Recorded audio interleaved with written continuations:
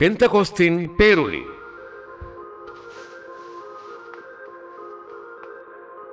பிப்ரவரி 2026. இம்மாத வாக்குத்தத்தம். நான் சொன்ன நல்வார்த்தையை நிறைவேற்றுவேன், நான் செய்கிறதை தடுப்பவன் யார்? எரேமியா 33:14, ஏசாயா 43:13. கர்த்தரின் யோசனையே வெல்லும். பகுதி 1. தமது பிள்ளைகளை குறித்த கர்த்தருடைய யோசனைகள் மகா ஆழமானவை, மிக உயர்ந்தவை, சமாதானத்துக்கு ஏதுவானவை. சங்கீதம் 92:5, ஏசாயா 55:9, எரேமியா 29:11. மாறாக தேவ பிள்ளைகளுக்கு விரோதமான சாத்தானின் யோசனைகளோ தந்திரமானவையும் தீமைக்கேதுவானவையும் ஆகும். அவர்களை பற்றிய கர்த்தரின் யோசனைகளை அவமாக்கும்படி அவன் அநேக உபாய தந்திரங்களை கையாளுகிறான். ஆயினும் அவனுடைய தந்திரத்தை பார்க்கிலும் கர்த்தருடைய ஞானம் மகா பெரியதாய் இருப்பதினால் அவருடைய பட்சத்தில் நிற்கும் ஒவ்வொருவரின் ஜீவியத்திலும் அவருடைய யோசனையே வெற்றி சிறக்கும். கர்த்தருடைய யோசனையே நிலை நிற்கும் என்றும் அவர் செய்ய நினைத்தது தடைப்படாது என்றும் எழுதப்பட்டுள்ளதென்றோ. நீதிமொழிகள் 19:21, யோபு 42:2. உதாரணமாக, பழைய ஏற்பாட்டு காலத்தில் தேவனுக்கு பயந்து ஜீவித்து வந்த யோசேப்பை குறித்து தேவன் மேன்மையானதொரு திட்டமுள்ளவராயிருந்து அதனை சொப்பனங்கள் மூலமாக அவனுக்கு வெளிப்படுத்தினார். ஆனால் அவனை பகைத்த அவனுடைய சகோதரர்களோ தந்திரமாக அவனை கொலை செய்யும்படி சதியோசனை பண்ணி அவனுடைய சொப்பனங்கள் எப்படி முடியும் பார்ப்போம் என்று அறைகூவல் விடுத்தனர். உண்மையில் அவர்கள் அவனுக்கு விரோதமாக அல்ல, அவனை குறித்த தேவனுடைய திட்டத்துக்கு விரோதமாகவே சவால் விட்டனர். ஆதியாகமம் 37:5-9, 18-20. ஆயினும் தேவன் அவர்களது தீவினைகளையே யோசேப்பை குறித்த தமது யோசனையை தாம் அவனில் வெற்றிகரமாக நிறைவேற்றுவதற்கான வழிகளாக மாற்றிவிட்டார். அவனை குறித்த அவர்தம் யோசனையே வென்றது. ஆதியாகமம் 42:6-9. தந்திரக்காரரின் கைகள் காரியத்தை முடிய நடத்தக்கூடாதபடிக்கு அவர்களுடைய உபாயங்களை தேவன் அபத்தமாக்குகிறார். திரியாவரக்காரரின், அதாவது மாறுபாடுள்ளவர்களின் ஆலோசனை கவிழ்க்கப்படும். யோபு 5:12-13 என்று திருவசனம் கூறுகிறது.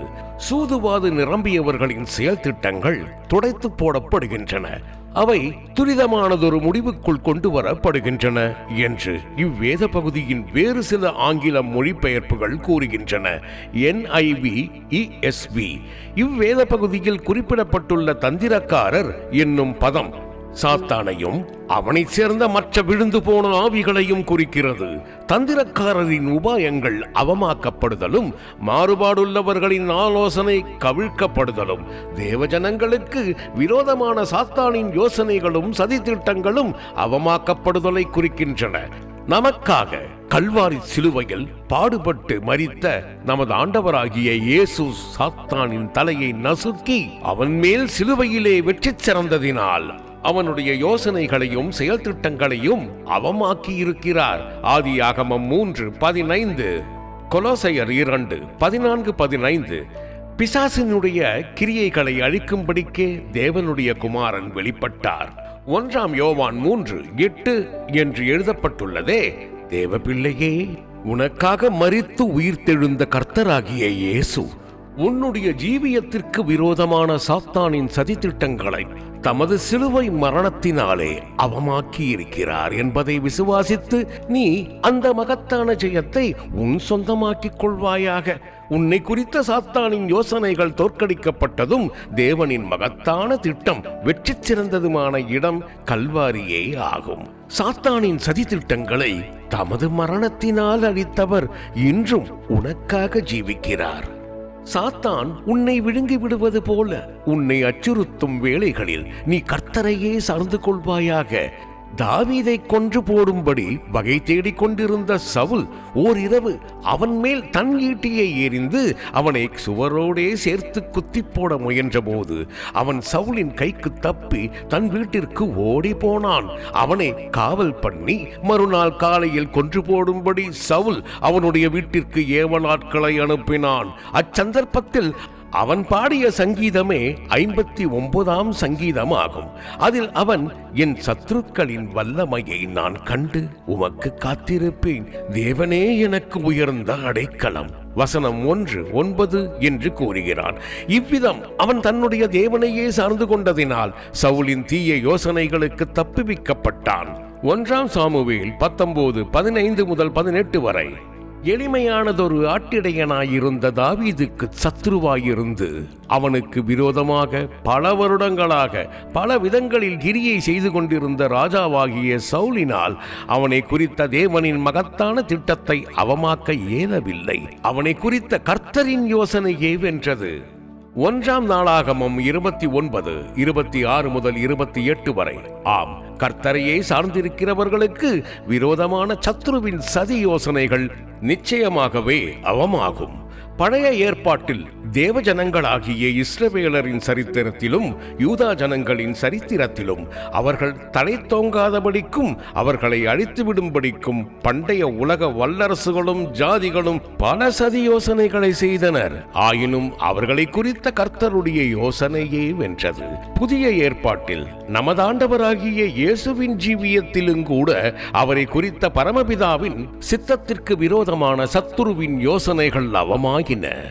இக்கடைசி நாட்களில் தேவ பிள்ளைகளாகிய நமக்கு விரோதமாயுள்ள சாத்தானின் உபாயங்களை அவமாக்குகிறவராக நம் தேவன் நம்முடைய பட்சத்தில் இருக்கிறார் என்பதற்கு அவை நமக்கு திருஷ்டாந்தங்களாய் இருக்கின்றன. ஆகவே இந்த விசுவாசத்தின் பூரண நிச்சயத்துடன் நாம் முன்னேறத்தக்கதாக இஸ்ரவேலரின் விஷயத்தில் சத்துருக்களின் உபயதந்திரங்களை தேவன் எவ்விதமாக அவமாக்கினார் என்பதை குறித்து நாம் இவ்விதழில் காண்போம். பார்வோனின் யோசனை அவமாக்கப்படுதல். பண்டை காலத்தில் இஸ்ரவேலரை ஒடுக்கும்படி சதி திட்டமிட்ட முதல் உலக வல்லரசு எகிப்து ஆகும். உன் சந்ததி பூமியின் தூணை போலவும் வானத்து நட்சத்திரங்களைப் போலவும் இருக்கும் என்று தேவன் இஸ்ரவேலரை குறித்து அவர்களுடைய முற்பிதாக்களுக்கு வாக்குரைத்திருக்க ஆதியாகமம் 13:16-15:5-28-14 அவர்கள் எகிப்து தேசத்தில் அடிமைகளாயிருந்தபோது அதன் மன்னனாகிய பார்வோன், இதோ இஸ்ரவேல் புத்திரர் நம்மிலும் பலத்தவர்களாயிருக்கிறார்கள், ஆகவே நாம் அவர்களை குறித்து ஒரு உபாயம் பண்ண வேண்டும் என்று கூறிக்கொண்டு அவர்களை சுமை சுமக்கும் வேலையினால் ஒடுக்கினான். அவர்கள் பலுகி பெருகக்கூடாது, எகிப்தியருக்கு விரோதமாய் யுத்தம் பண்ணத்தக்கதாக அவர்கள் பலன் கொள்ளக்கூடாது, அவர்கள் எகிப்தை விட்டு புறப்பட்டு போக முற்படாமல் என்றைக்கும் தனக்கு அடிமைகளாகவே இருக்க வேண்டும் என்பதே அவனுடைய இந்த உபாயத்தின் பின்னணியாக இருந்தது. யாத்திராகமம் 1:9-11 வரை. அவர்கள் செய்த கடின வேலைக்கு பதிலீடாக வெறும் எகிப்தின் மச்சங்கள், இறைச்சி, வெள்ளரிக்காய், கொம்மட்டிக்காய், கீரை, வெங்காயம், வெள்ளைப்பூண்டு போன்றவை மட்டுமே கிரயமில்லாமலும் தாராளமாகவும் அவர்களுக்கு வழங்கப்பட்டன. எண்ணாகமம் 11:5, யாத்திராகமம் 16:3. ஆனாலும் எகிப்தியர் இஸ்ரவேலரை எவ்வளவாக ஒடுக்கினார்களோ அவ்வளவாக அவர்கள் பலுகி பெருகினார்கள். யாத்திராகமம் 1:12.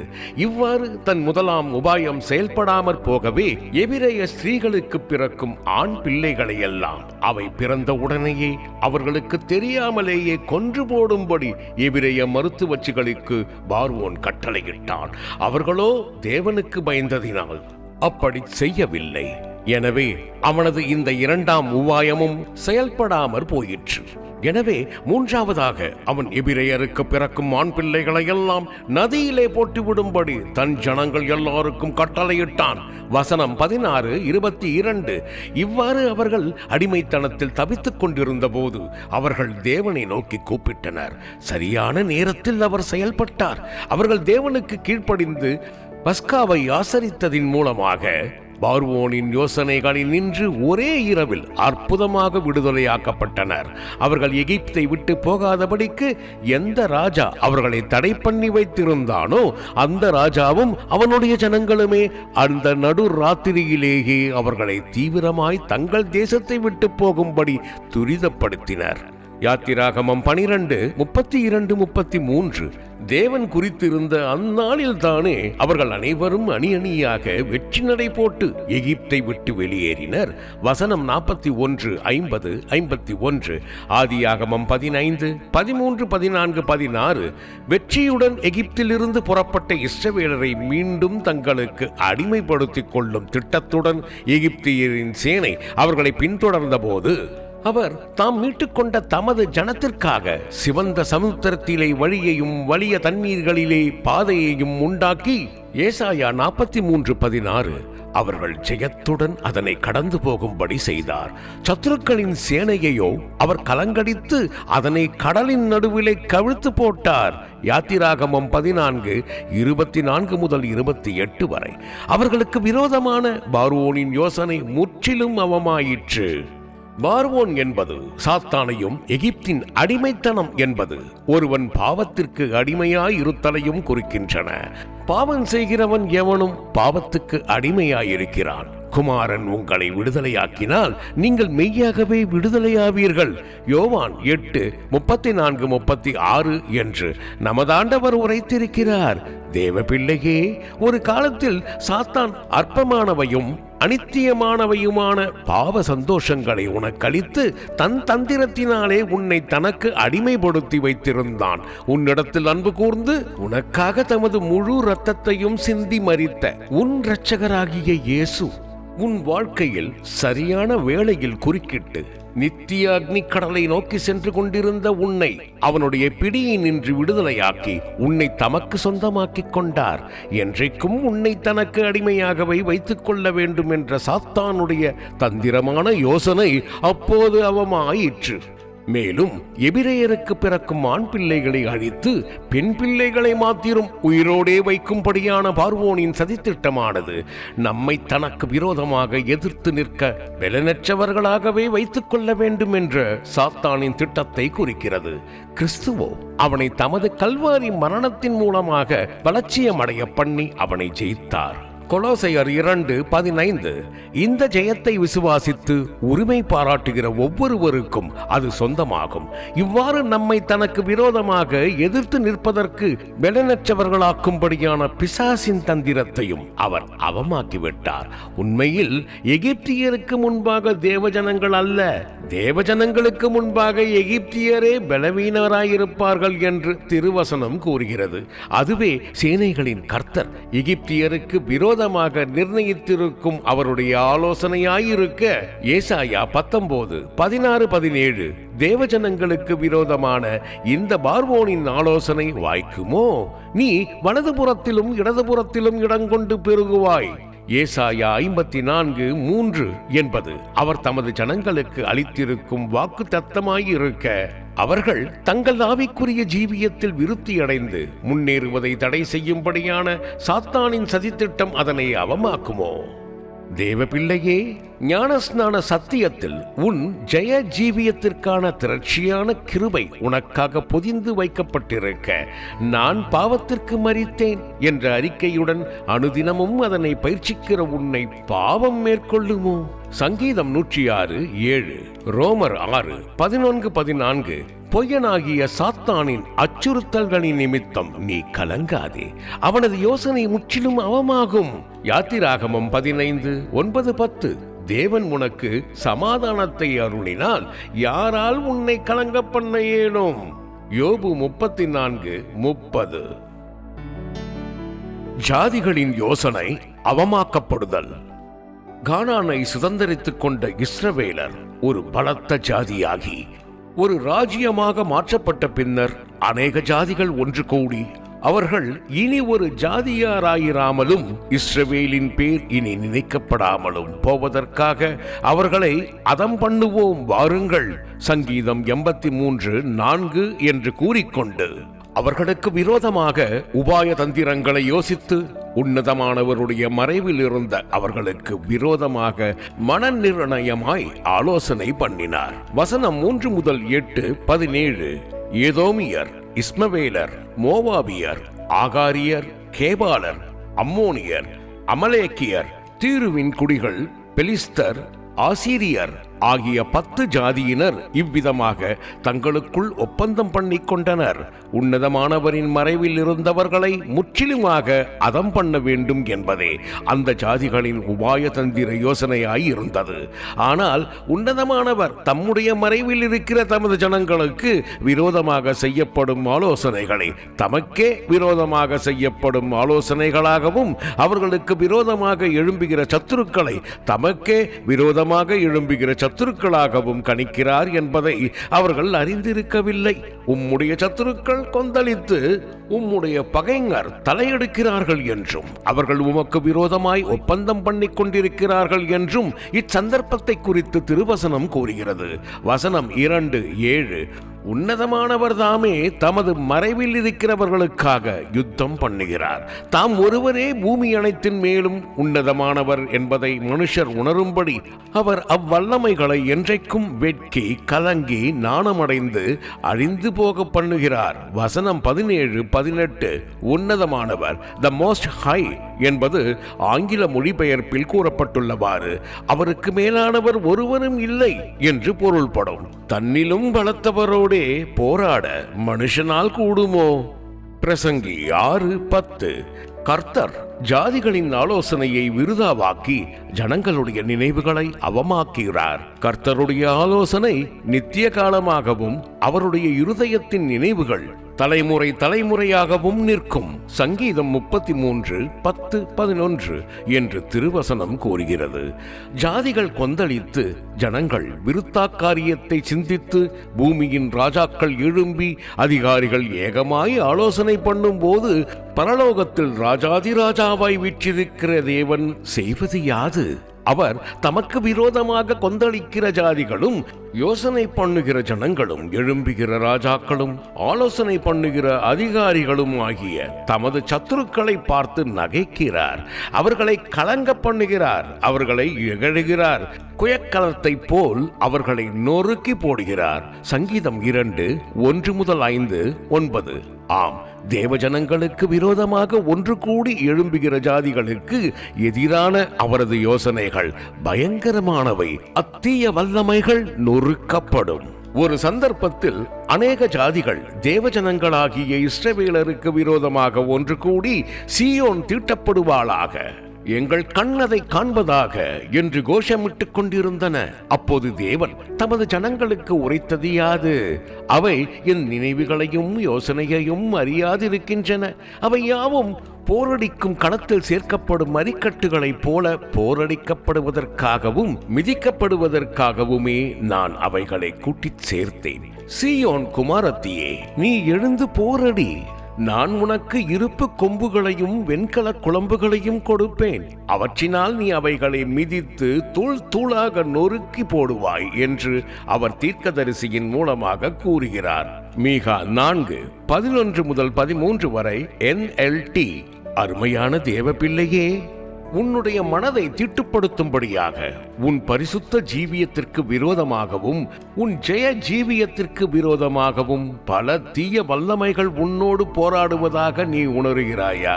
நீ பதறாதே, நான் உன்னை கொண்டு ஜாதிகளை நொறுக்குவேன்.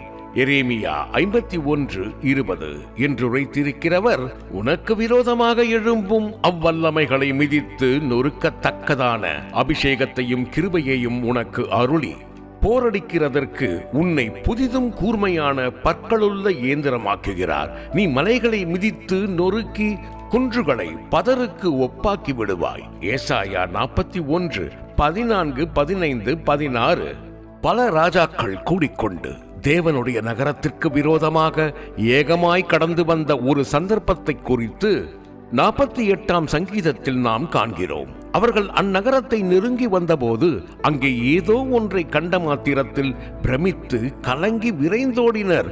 அவ்விதம் அவர்கள் ஓடிக்கொண்டிருந்த போதுதானே வழியிலேயே நடுக்கங்கொண்டு பிரசவ வேதனைப்படுகிற ஸ்திரீயைப் போல வேதனைப்பட்டனர். வசனம் 4-6. அந்த ராஜாக்கள் எதை கண்டு அவ்விதம் பிரசவ வேதனை அடைந்து நிலை குலைந்து போயினர்?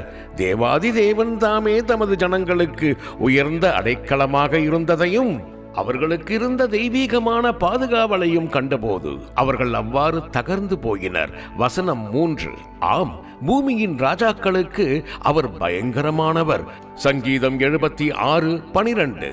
தேவபிள்ளையே, மனுஷர் ஒருவரும் உனக்கு சத்துரு அல்ல. பிசாசானவனும் அவனைச் சேர்ந்த மற்ற விழுந்து போன தூதர்களுமே உன் எதிராளிகள் ஆவர். 1 பேதுரு 5:8. சாத்தானும் அவனுடைய சேனைகளும் ஒருமித்த கூட்டம் கூடி உனக்கு விரோதமாக துராலோசனை பண்ணும்போது கர்த்தர் உன்னை நோக்கி, உன் இருதயம் தவள வேண்டாம், அந்த ஆலோசனை நிலை நிற்பதில்லை, அதன்படி சம்பவிப்பதும் இல்லை என்று உரைக்கிறார். ஏசாயா 7:4-6-7. இதை நீ உன் அனுபவமாக்கும்படி அவரது வார்த்தைகளை விசுவாசிப்பாயாக. வசனம் 9. அவரிடத்தில் விசுவாசமாய் இருக்கிறவன் வெட்கப்பட்டு போவதில்லை. 1 பேதுரு 2:6. இஸ்ரவேலர் ஒரு ஜாதியாராயிராதவாறு அவர்களை அதம் பண்ணுவோம் வாருங்கள் என்று சதித்திட்டமிட்ட ஜாதிகளில் தீரியர் ஒரு கூட்டத்தார் ஆவர். பண்டை காலங்களில் தீரு தன் வியாபாரத்தின் நிமித்தம் அநேக ராஜாக்களுடன் ஐக்கியம் கொண்டு ஜாதிகளுக்கு தலைமையானதாக திகழ்ந்தது. மேலும் அது வெகு தூரத்தில் இருந்த பல இடங்களை தன் குடியேற்ற நாடுகளாக்கிக் கொண்டு காலனிஸ் அவற்றை தன் வியாபார ஸ்தலங்களாக்கி இருந்தது. அவற்றுள் ஒன்று தர்ஷீஸ் ஆகும். இவ்வாறு உலக ஞானத்திலும் கீர்த்தியிலும் செல்வத்திலும் சிறந்திறங்கிய தீருவானது கிரீடம் தரிப்பிக்கும் தீரு என்று அழைக்கப்பட்டது. ஆனால் அது எருசலேமுக்கு விரோதமாக பேசிய போது அதற்கு நேர்ந்தது யாது?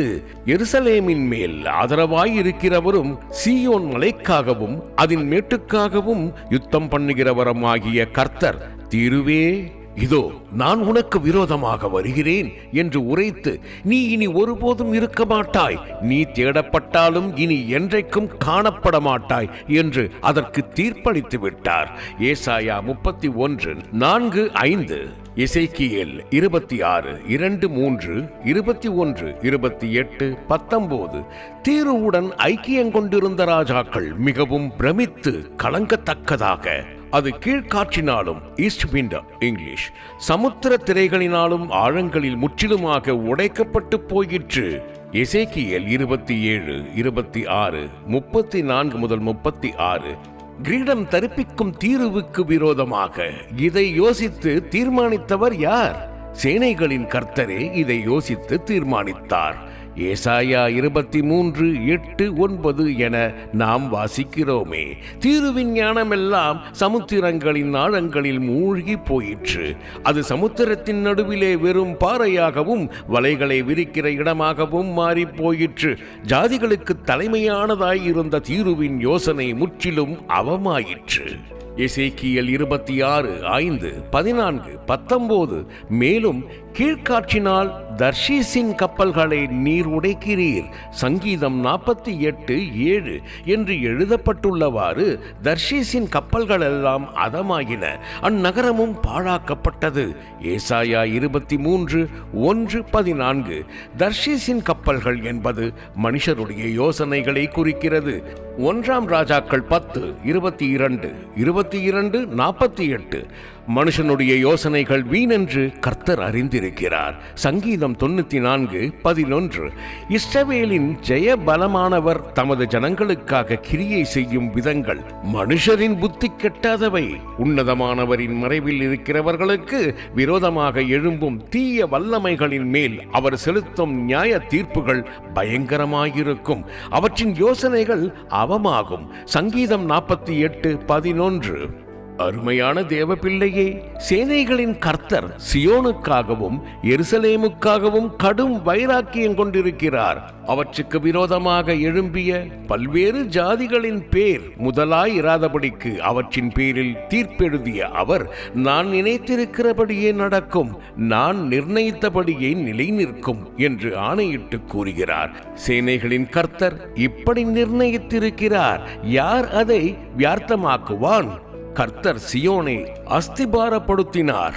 அவருடைய ஜனத்தில் சிறுமையானவர்கள் அதிலே திடன் கொண்டு தங்குவார்கள். சியோனை சேர்ந்த ஜனங்கள் எருசலேமில் வாசமாயிருப்பார்கள். ஏசாயா 14:22 முதல் 32, 30, 19 என்று அவர் உரைக்கிறார்.